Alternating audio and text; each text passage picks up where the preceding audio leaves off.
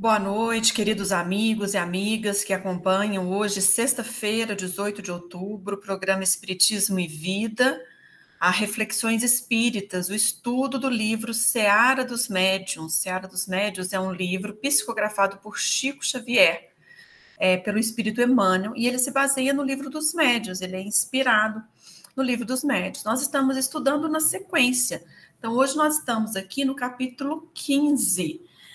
Foi uma reunião pública de 22 de fevereiro de 1960.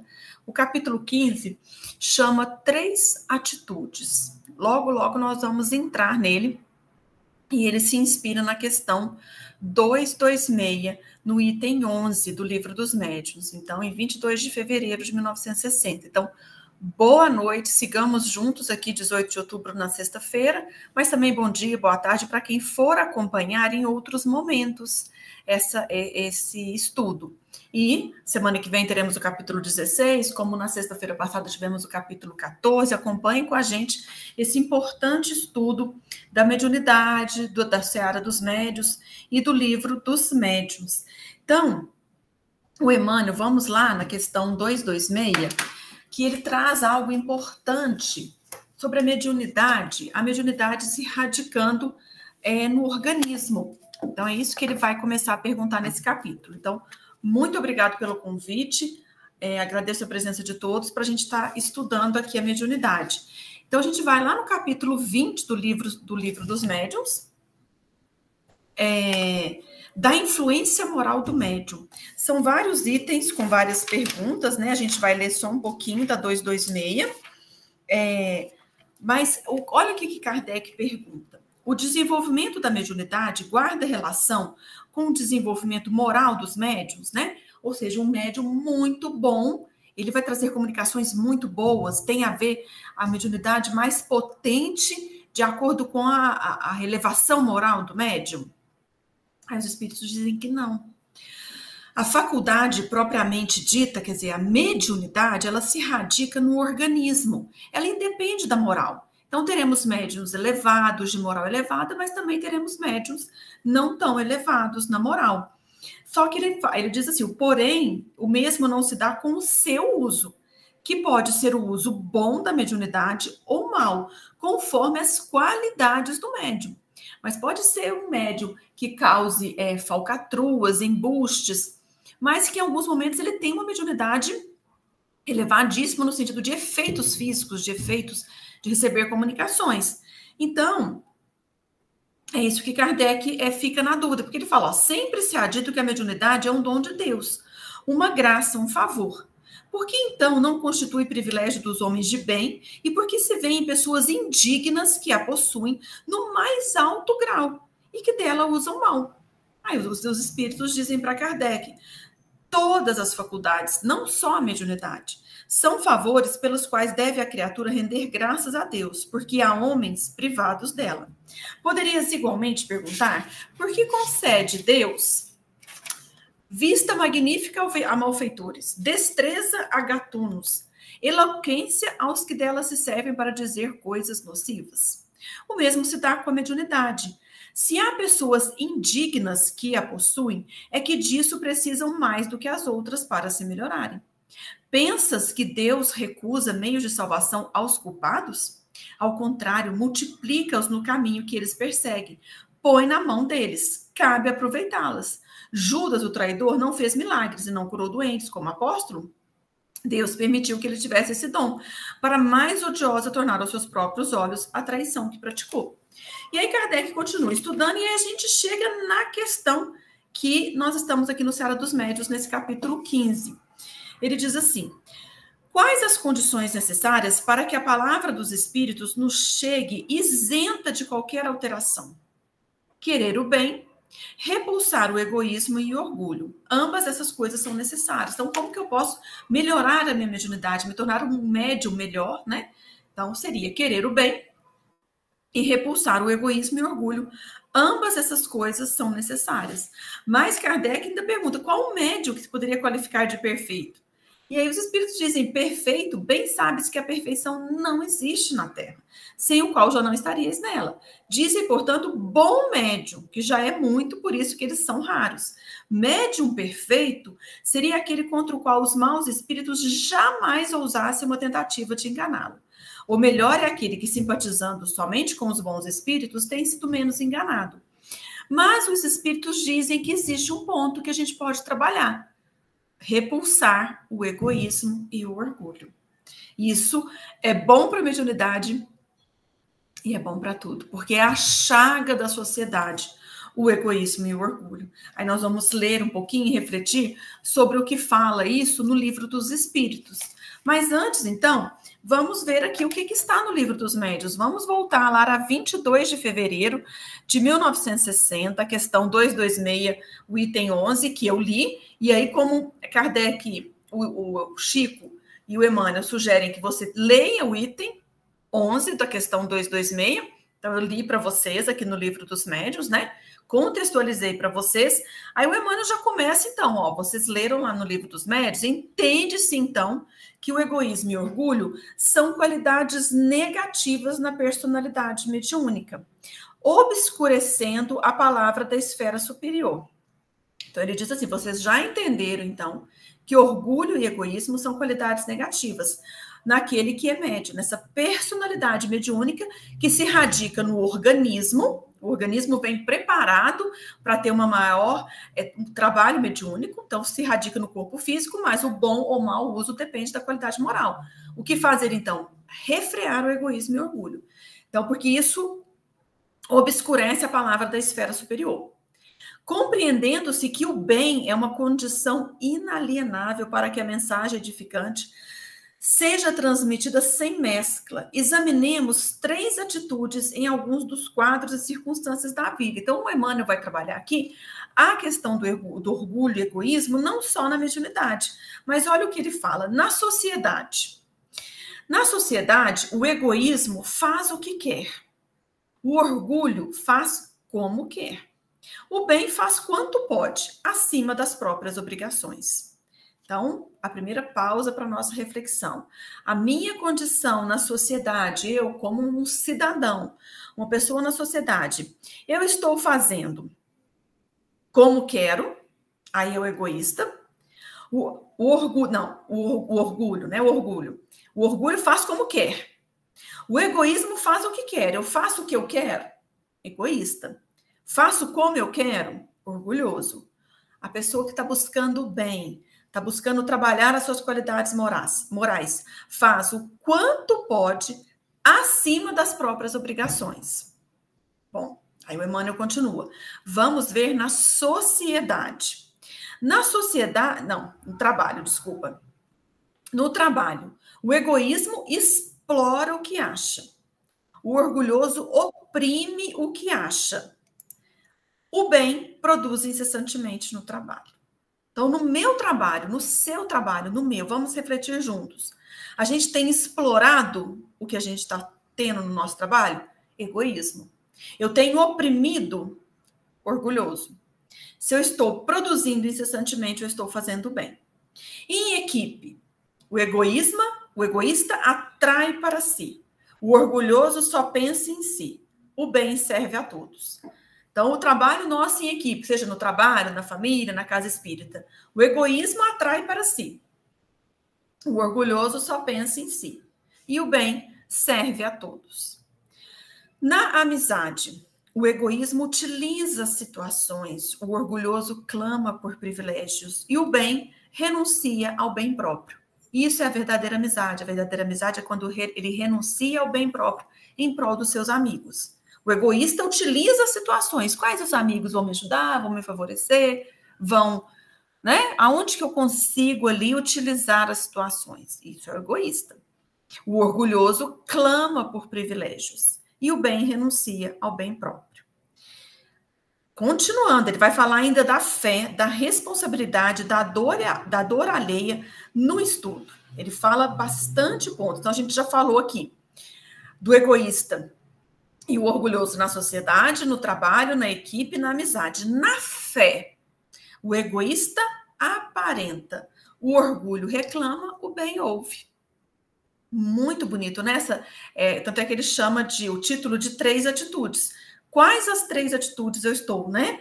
Qual que a gente está passando, qual que a gente está ficando? Na fé, o egoísmo foge, o orgulho tiraniza e o bem colabora. Na dor alheia, a dor do outro, a dor do nosso próximo, o egoísta esquece, o orgulho condena e o bem ampara. Então, diante da dor do meu próximo, eu estou condenando, eu simplesmente passo de largo, como, né, na parábola do bom samaritano, eu passo longe, ou estou amparando a dor alheia, a dor do meu próximo. E no estudo? O quanto a gente tem estudado nessa plataforma abençoada, né? Os trabalhadores aí que estão à frente desse trabalho tão bonito, né? Do programa Espiritismo e Vida, quantas séries, né? Quantas oportunidades da gente aprender. E no estudo? No estudo, o egoísmo finge que sabe. O orgulho não busca saber. O bem aprende sempre para realizar melhor. Então, como que eu estou? Eu estou fingindo que eu sei, né? Eu tenho toda aquela pompa, às vezes as palavras mais difíceis, mais bem trabalhadas, que vão ali, né, me reverenciar. O orgulhoso, acho que não precisa saber. Não, eu já sei tudo. Então, o orgulho não busca saber. E o bem aprende sempre para realizar o melhor. Então, ele encerra. Então, ele trabalhou o estudo, a dor alheia, trabalhou na responsabilidade, na fé, na amizade, na equipe, no trabalho, na sociedade. Então, entendendo que o orgulho e o egoísmo são qualidades negativas na personalidade mediúnica, elas obscurecem a palavra da esfera superior, compreendendo que o bem é a condição inalienável para que a mensagem edificante seja transmitida sem mescla, vamos buscar também como médiums, ou não, no nosso dia a dia, em sociedade, no trabalho, na equipe, na amizade, na fé, na responsabilidade, no estudo e na dor alheia, sermos seres bondosos. E muito cuidado com o orgulho e egoísmo, porque olha como a gente pode estar passando. Na responsabilidade, eu falei? Acho que não. Ó, pulei a responsabilidade. O egoísmo foge na responsabilidade. O orgulho tiraniza e o bem colabora. Chega aquele momento que somos convidados à responsabilidade. A gente está fugindo, a gente está tiranizando ou a gente está colaborando? Egoísmo, orgulho e o bem. E aí o Emmanuel encerra dizendo, médiuns, a orientação da doutrina espírita é sempre clara. O egoísmo e o orgulho são 2 corredores sombrios, inclinando-nos em toda parte ao vício e à delinquência, em angustiantes processos obsessivos. E só o bem é capaz de filtrar com lealdade a inspiração divina. Mas para isso é indispensável não apenas admirar o bem, é indispensável não só divulgá-lo, mas, sobretudo, é preciso querer o bem, praticar o bem com as forças do nosso coração. Tem que passar pelo sentimento, pelo coração, tem que mexer com as entranhas da nossa alma, com esses abalos morais que vão nos tratar melhor, vão nos trabalhar, né? Então, aqui a gente encerra o capítulo 15, né? 3 atitudes do livro Seara dos Médiuns. E aí, para a gente complementar, vamos ver aqui no Livro dos Espíritos, né? O Livro dos Espíritos, ele é composto de 4 partes. A primeira parte é das causas primárias, a segunda parte da vida espírita. Depois nós temos uma terceira parte, que é a parte das leis morais. E aí a gente chega na última parte, a 4ª parte, que é das esperanças e das consolações. As leis morais, Allan Kardec estuda a lei do trabalho, a lei de sociedade, a lei de liberdade, e ele estuda uma última lei, que seria da perfeição moral, onde ali ele vai trabalhar os vícios, as virtudes, as paixões, o egoísmo, os caracteres do homem de bem e o conhecimento de si mesmo. Aí eu falei, vamos lá reler, tão importante, o egoísmo. Você vê, tem um subtítulo dentro dessa terceira parte, que são as leis morais, onde Allan Kardec trabalha só o egoísmo. E aí ele trabalha o egoísmo nas questões 913, 14, 15, 16 e 17. Aí na 918 já é os caracteres do homem do bem. Eu fiquei lendo agora, antes de entrar aqui para o estudo, e fiquei relendo um pouquinho sobre essas perguntas, mas eu convido a todos para lerem, meditarem, estudarem, refletirem, né? Livro dos Espíritos é a base, é o cerne da doutrina espírita, né?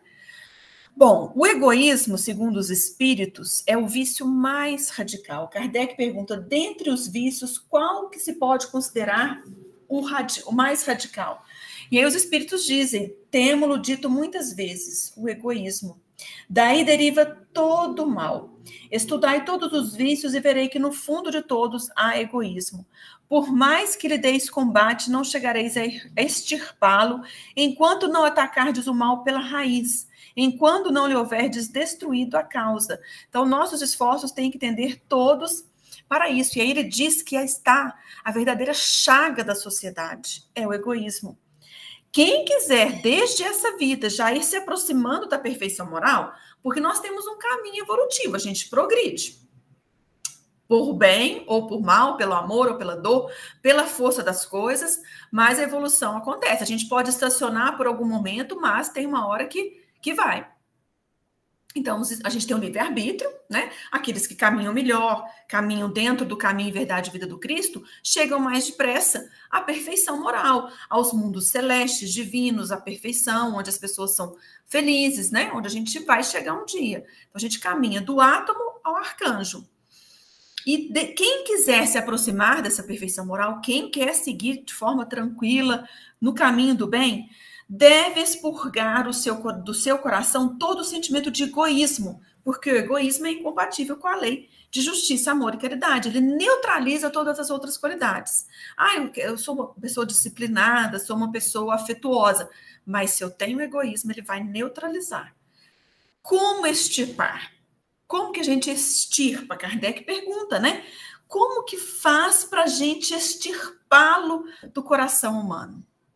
À medida que os homens se instruem acerca das coisas espirituais, menos valor eles dão às coisas materiais. Mas também é necessário que se reforme as instituições que entretêm e excitam o egoísmo. Isso depende da educação. Então, os espíritos falam muito da educação e depois nós vamos encerrar com a fala maravilhosa de Kardec sobre a educação, né? Como ele enxerga a educação. Kardec, que foi um educador, né? Trabalhou com Pestalozzi, deu aulas, escreveu teses, livros, deu cursos gratuitos na sua casa. Ele tem a moral, a autoridade para falar do que é educação, né? Bom, vai chegar o reinado do bem aqui na Terra. Nós viveremos como irmãos, nós viveremos na solidariedade, teremos um auxílio recíproco quando o forte vai amparar o fraco. Então, esse reinado do bem, ele está nos aguardando, ele já existe.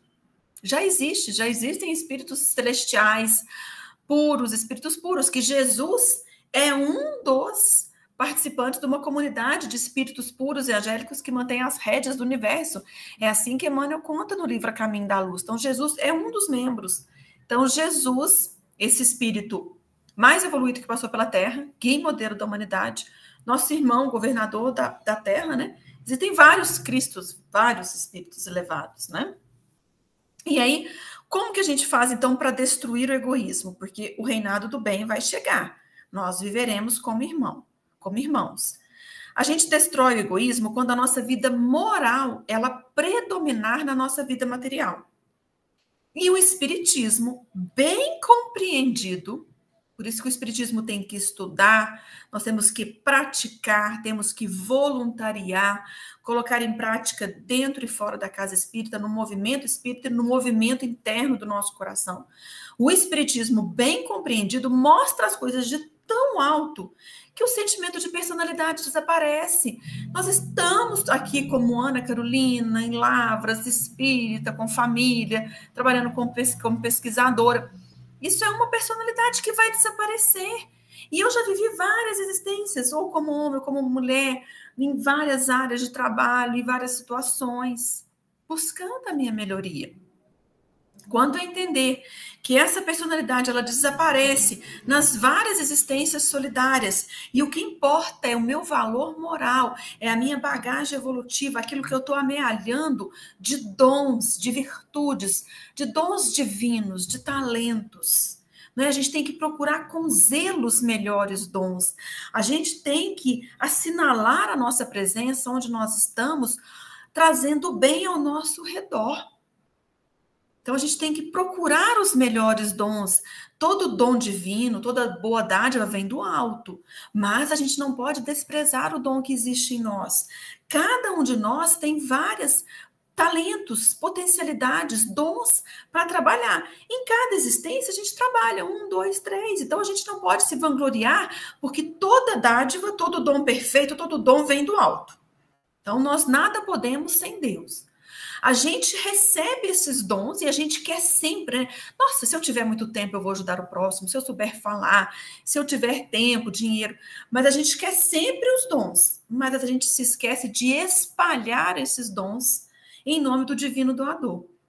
E aí a gente esquece de procurar os melhores dons com zelo e falar, gente, é isso que eu consigo ser uma pessoa boa? Eu consigo ser bom nisso?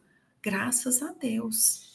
E vai me ser pedido contas do que eu multipliquei com esses talentos, com esses dons. Não desprezes o dom que há em ti, Paulo falou para Timóteo.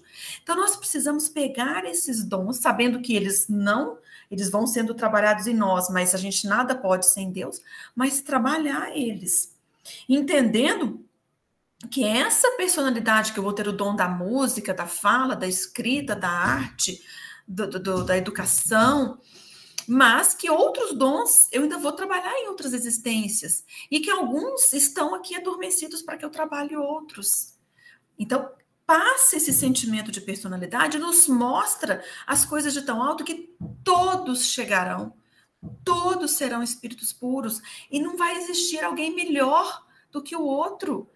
Todas as graças estão aí, todas as portas abertas para que a gente possa desenvolver. E é importante que haja desigualdade das aptidões, que Kardec estuda em outra lei, a lei da igualdade, porque o que um não sabe, ele aprende com o outro, o que o outro sabe, ele ensina, educa, e é nessa troca maravilhosa que um aprende, o outro ensina, e aquele que ensina não sabe outras coisas e ele vai aprender, nos faz exercitar a humildade, que é uma virtude muito esquecida entre nós. É assim que fala no Evangelho segundo o Espiritismo, que a gente está esquecendo muito da humildade e nos querendo ensoberber. Né? Então, outra questão que Kardec trabalha no Livro dos Espíritos, ele diz que o choque que a gente experimenta do egoísmo do outro é que faz nos colocar na defensiva. Então, isso é que complica ele diz que o egoísmo se enfraquecerá à proporção que a vida moral for predominando sobre a vida espiritual. E com essa compreensão que o Espiritismo nos faculta do nosso estado futuro, real, e não desfigurado pelas alegorias. E o choque que o homem experimenta do egoísmo dos outros é que muitas vezes o faz egoísta, porque sente a necessidade de se colocar na defensiva. Então, nós precisamos entender que o egoísmo é a fonte de todos os vícios, a caridade, a fonte de todas as virtudes. Destruir o egoísmo e desenvolver a caridade.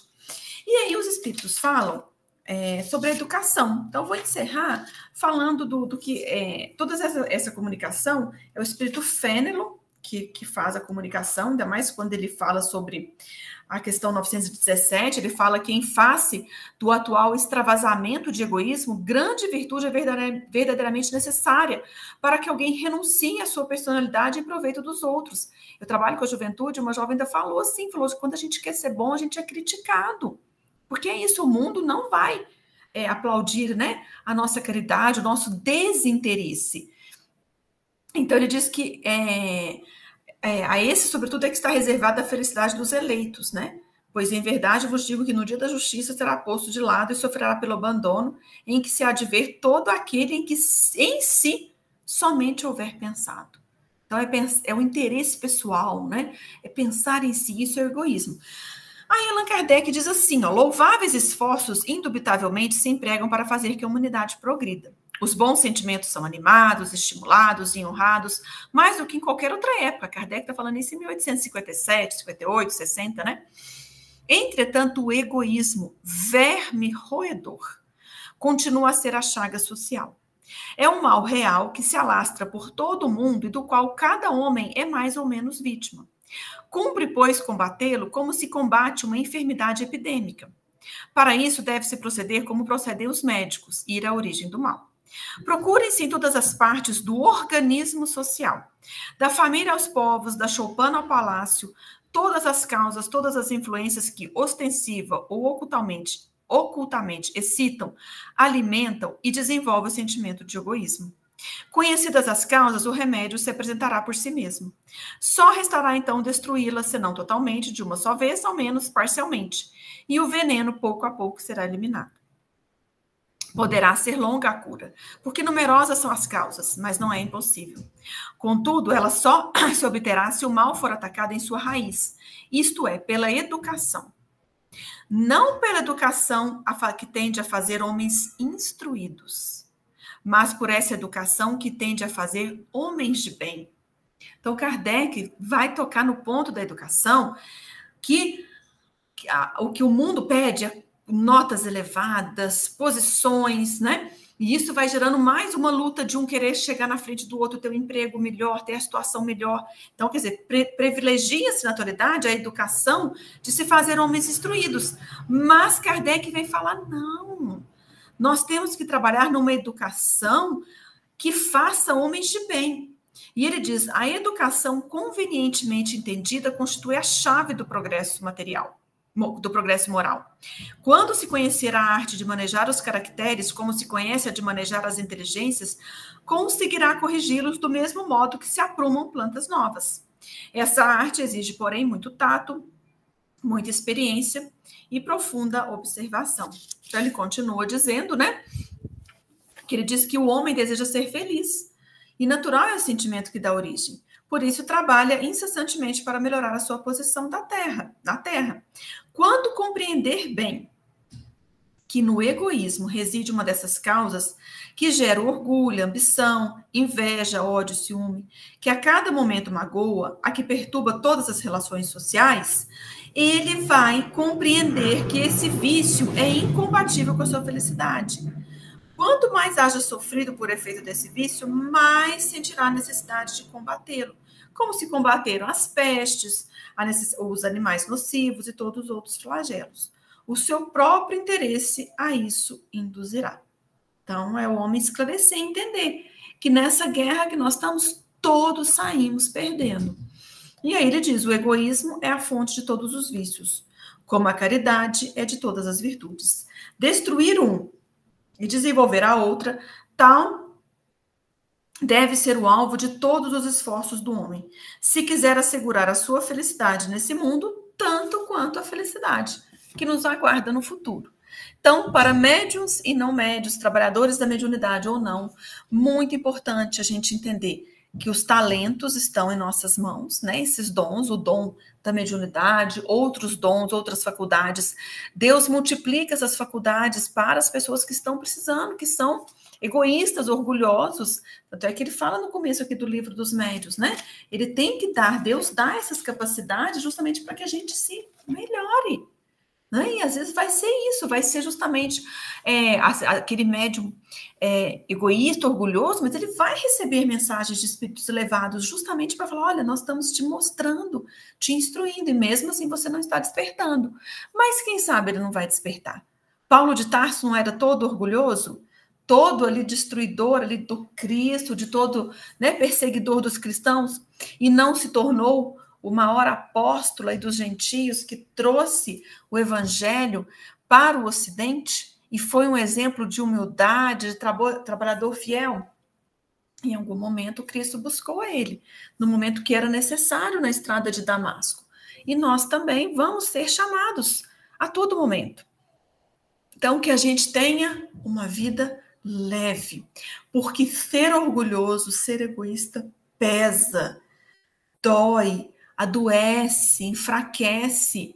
Então, busquemos uma vida feliz, uma vida plena, Uma vida com a humildade, com a caridade, que vai nos trazer a paz, o dever cumprido, a alegria de alma, de que estamos realmente caminhando naquilo que somos propostos, aquilo que a gente foi criado. Somos luzes, somos sal da terra, então que a gente consiga brilhar essa nossa luz, sem mesclas, né? Sem o egoísmo e o orgulho.